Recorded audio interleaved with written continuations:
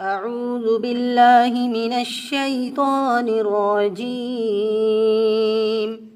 بسم الله الرحمن الرحيم. قد أفلح المؤمنون الذين هم في صلاتهم خاشعون والذين هم عن اللغو معرضون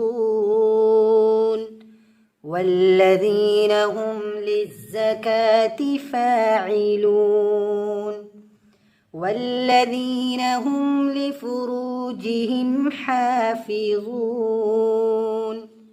إلا على أزواجهم أو ما ملكت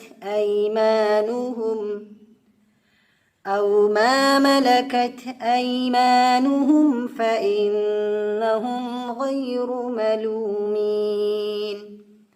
فمن ابتغى وراء ذلك فأولئك هم العادون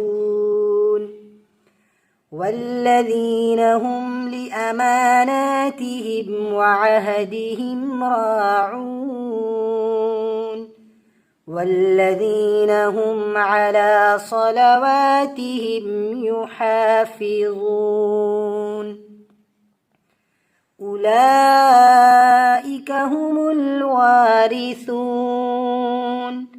الذين يرثون الفردوس هم فيها خالدون.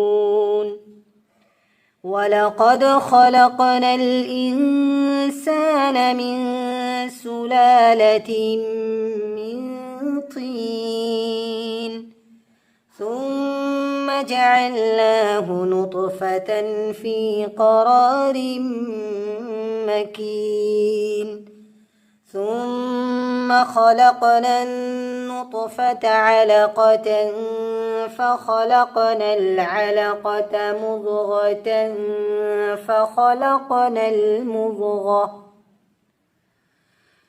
فخلقنا المضغة عظاما فكسونا العظام لحما ثم أنشأناه خلقا آخر فتبارك الله أحسن الخالقين.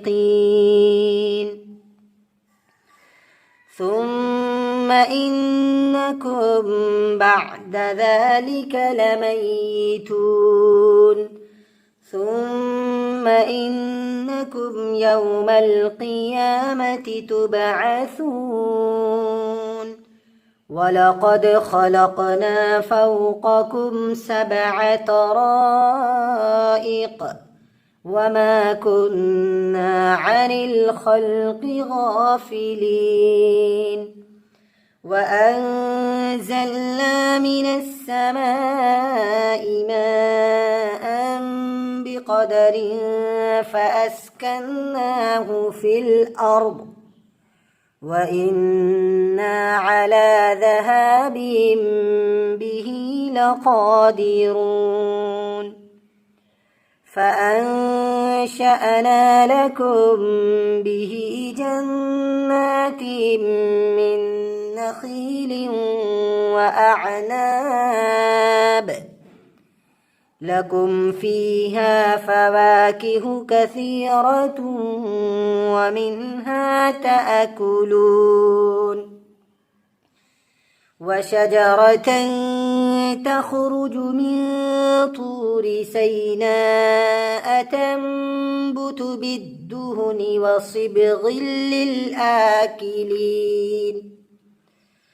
وإن لكم في الأنعام لعبرة نسقيكم مما في بطونها ولكم فيها منافع كثيرة